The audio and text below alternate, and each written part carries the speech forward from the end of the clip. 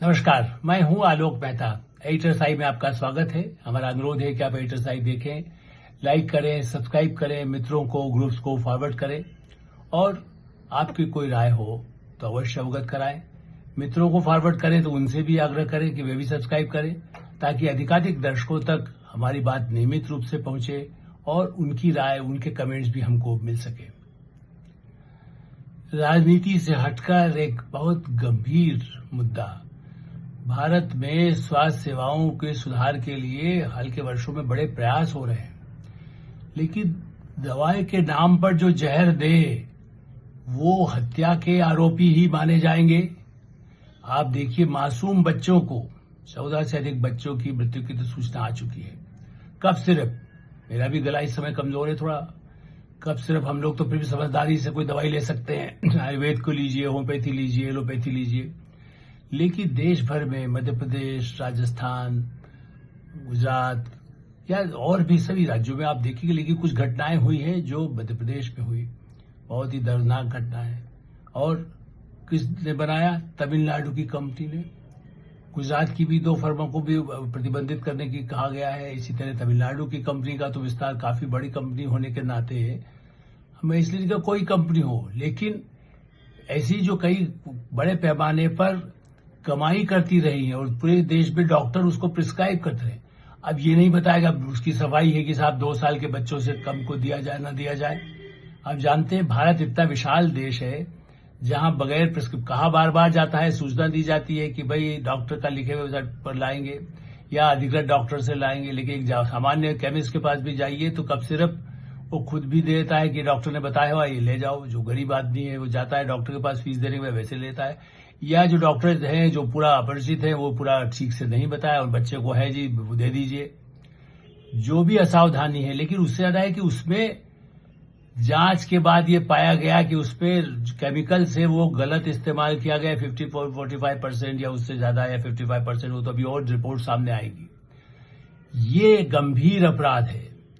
दवाई बनाने के लिए जहरीले, जैसे कह सकते हैं आप, गलत केमिकल का इस्तेमाल करना तो जहर ही हो गया ना। जो दवाई को जिस फार्म से बनाया जाता है दुनिया में, जिसके लिए बाकायदा रजिस्ट्रेशन होता है, यहाँ ये भी समझ से, इसीलिए मध्य प्रदेश सरकार के मुख्यमंत्री ने, मेरा तो ख्याल है कि प्रधानमंत्री नरेंद्र मोदी ने भी इसी पर इसीलिए तो सबको हस्तक्षेप करके खुद भी कहा है और संवेदना भी व्यक्त की जो बच्चे जिनकी मृत्यु हुई, और भी जो नेता है, इसलिए मध्य प्रदेश के मुख्यमंत्री तत्काल ड्रग कंट्रोलर को और कुछ अधिकारियों को भी निलंबित किया या हटाया उनको पहले, ताकि उस स्थान से उनको पता चले कि उन्होंने गलती कही उनके ऊपर भी, चूंकि कंट्रोल करने का, उसकी दवा की जो शुद्धता है उसकी जांच के लिए, सर्टिफिकेट देने के लिए ड्रग कंट्रोलर जो स्टेट पे होते हैं वो भी, उनकी भी निगरानी होती है।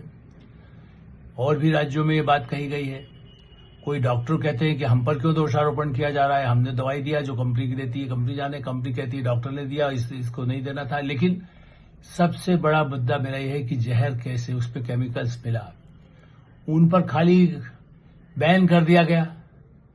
भाई गिरफ्तारी क्यों नहीं होती है जिन लोगों ने बनाया? निर्माता कंपनी 1 बच्चे की हो, 10 बच्चे की हो, 14 की हो, या इससे ज्यादा अधिक संख्या में हो, जब तत्काल जो दोषी हैं, बनाने वाला निर्माता कंपनी, आप देखिए यदि कोई भी दुर्घटना होती है तो पहले गिरफ्तारी होती है। किसी सिनेमा घर में आग लगे और सिनेमा मालिक को पकड़ता है कि आपने फायर ब्रिगेड का ठीक से इंतजाम नहीं था तो जिम्मेदार है। बिल्डिंग यदि गिरती है तो ठेकेदार को तत्काल माना जाता है, मालिक को माना जाता है। मंत्रियों के इस्तीफे की मांग होती है, मुख्यमंत्री के इस्तीफे की मांग होती है, केंद्रीय मंत्री के इस्तीफे की मांग होती है। लेकिन तमिलनाडु क्या कर रहा है? हाँ भाई ठीक है, प्रतिबंध लगा देंगे कंपनी पर, कंपनी उस ब्रांड पर आप लगा देंगे, कितने ही शीशेन है या जो कंपनियां हैं, आपने उसके इस कफ सिरप को कर दिया। लेकिन और क्या गड़बड़ है, उस ये दवाई से जो जहर के रूप में गया, जांच का विषय इतना तो तय आ ही गया ना कि जहरीली दवाई से बच्चों की मृत्यु हुई।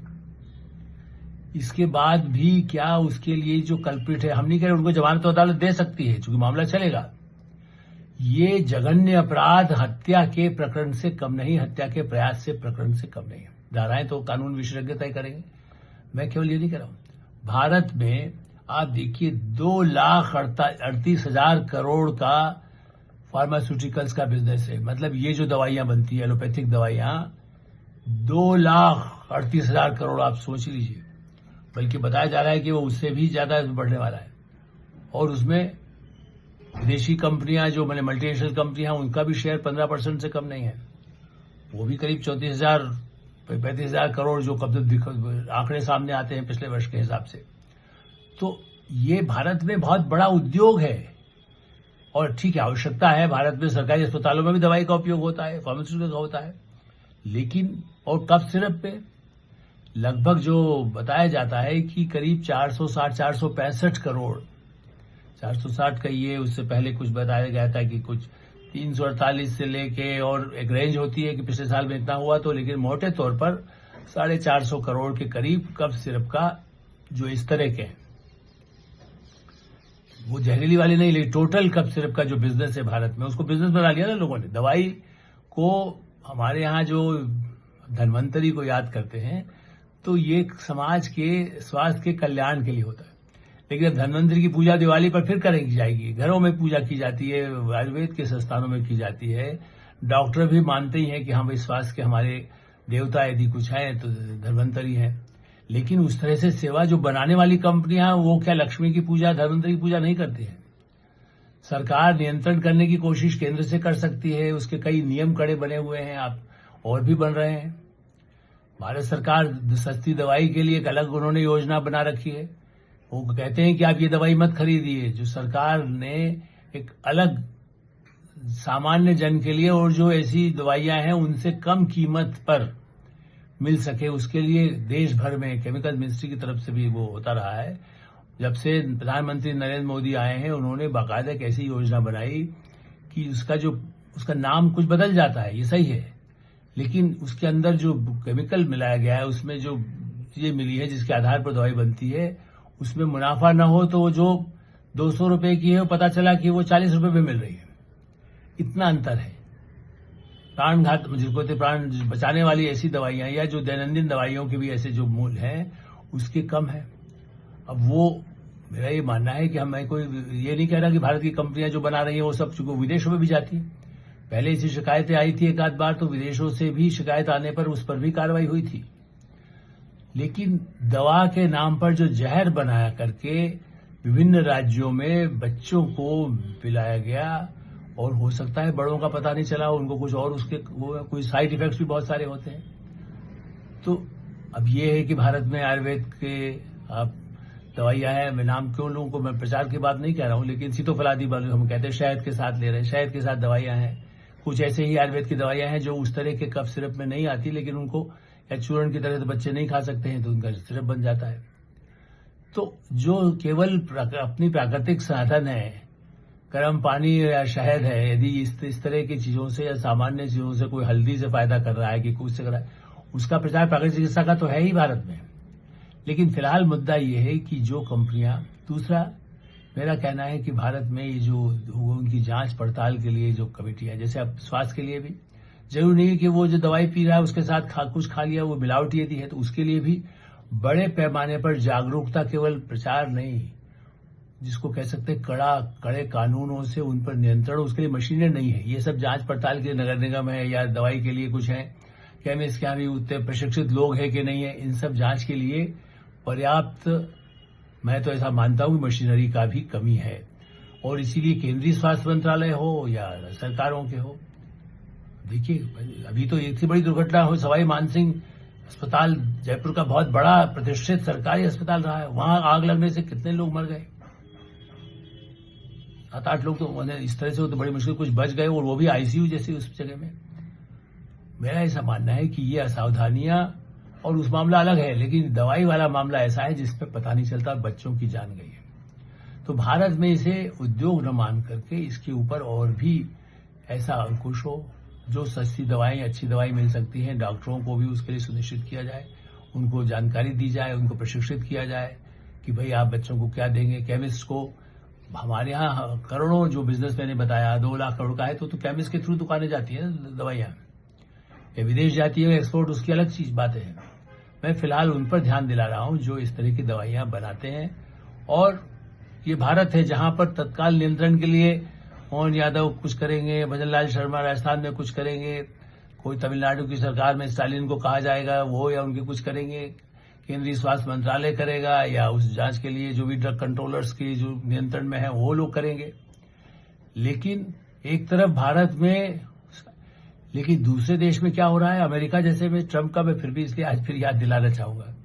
राहुल गांधी की बात आज नहीं करूंगा, उनको तो वही सब प्यारा लगता है विदेश, अभी उसका जिक्र करना ठीक नहीं है, क्योंकि उन्होंने इस बारे में अभी उनका कुछ ज्यादा कुछ आया नहीं है। जबकि अब उनको लगता है कि कुछ ऐसा होता है, इसको पॉलिटिकल रंग दे दें, जाति का कुछ होता बच्चों का तो तुरंत बोल देते कुछ, लेकिन नहीं बोला है। बहरहाल, तो मैं दूसरा तथ्य भी बताना चाहता हूं। अमेरिका की ऐसे ही मल्टीनेशनल बहुत बड़ी कंपनी है फाइजर, जिसका भारत में भी बड़ा व्यापार है।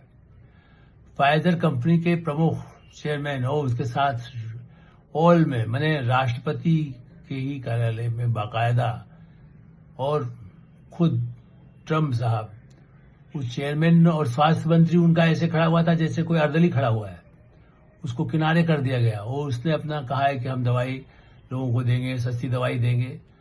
तो डोनाल्ड ट्रंप उसके एजेंट की तरह से फाइजर दवाई बढ़ाने के लिए अब ये एक शंका बताई जा रही है कि क्या उन्होंने भी इस बिजनेस में कोई पार्टनरशिप उस कंपनी से कर लिया। तो विदेशों में, मैंने विदेश में खास करके अमेरिका में तो बिजनेस, और इसीलिए उनके कई दवाइयां, उनके इवन आप देखिए कि उनके कुछ ऐसी कंपनियां हैं जो भारत में भी जो दवाई बैन हो चुकी है वो उपलब्ध होती है। मैंने इसलिए अमेरिका का जिक्र किया, वहां तो राष्ट्रपति तक उसका धंधा बढ़ाने के लिए है ना। मैं नहीं कहता फाइजर कंपनियां कोई खराब होगी, लेकिन उस कंपनी का प्रचार का काम खुद राष्ट्रपति संभाल लिए हैं, और बहाना यह है कि हम लोगों को दवाइयां इस कंपनी की सस्ती उपलब्ध कराने के प्रयास करेंगे। आपको मालूम होगा वहां पर ओबामा केयर योजना भी, उसको सब भाव उसके बढ़ गए, उसकी कीमतें, लोगों का जो अंशदान होता है, जो खुद कंट्रीब्यूट जनता नागरिक करते हैं, उसका बढ़ा दिया गया। ओबामा साहब की योजना धराशायी सी स्थिति में है, स्वास्थ्य की योजना। भारत में आयुष्मान योजना तो बढ़ रही है, यहाँ 5 लाख का 10 लाख बीमा कर दिया, उन्होंने 70 साल से ऊपर लिए सबको, सबके लिए कर दिया, जो भी बूढ़ा है कर देंगे। या 5 लाख है तो गरीब सबके लिए, करोड़ों लोगों को उसका फायदा मिल रहा है लगातार। ऐसी स्थिति में अमेरिका जैसे देश को मानदंड भारत में नहीं हुआ। इंश्योरेंस कंपनी का भी नियंत्रण उन्होंने कुछ किया, सीजीएचएस के भी रेट भारत में बढ़ा दिए गए कि भाई कहीं ऐसा ना हो कि वो अस्पताल उनको मना करें या उस कंपनियों के साथ जहां भी सीजीएचएस के कार्ड चलते हैं उसको न चला जाए। तो भारत सरकार एक कदम उठा रही है। अमेरिका जैसा सबसे संपन्न देश के राष्ट्रपति दवाई का धंधा करते हैं, तो भारत में धंधों से बचाया जाए, और खास करके जो घातक जानलेवा जैसे हो सकते हैं ऐसे केमिकल, ऐसी दवाइयां, उसका उपयोग यदि करने वालों पर कठोरतम, मैं तो मानता हूं सुप्रीम कोर्ट इसको क्यों नहीं नोटिस लेता है। कुत्तों के लिए नोटिस ले सकता है कि कुत्तों के लिए पकड़ा जा रहा है कि क्या किया जा रहा है, और कुत्तों पर जो कार्रवाई नहीं की जाएगी। लेकिन जो सड़क के कुत्ते, और आज लगातार घटनाएं हो रही है, अब सुप्रीम कोर्ट कुछ नहीं बोला उसके बाद, कोर्ट की अवमानना नहीं, लेकिन उन्होंने कह दिया कि भाई नीचे राज्य सरकारें करे, लेकिन राज्य सरकारें कितना कर सकती है। उसी तरह से इस तरह के मामलों में जहां बच्चे मारे गए हैं, उसमें कंपनियों के निर्माता या जो जिम्मेदार लोग हैं उन पर भी कठोर कार्रवाई होनी चाहिए। यूनियन कार्बाइड, याद करिए भोपाल गैस कांड, भारत में इस तरह के प्रयोग न हो सके दोबारा कभी।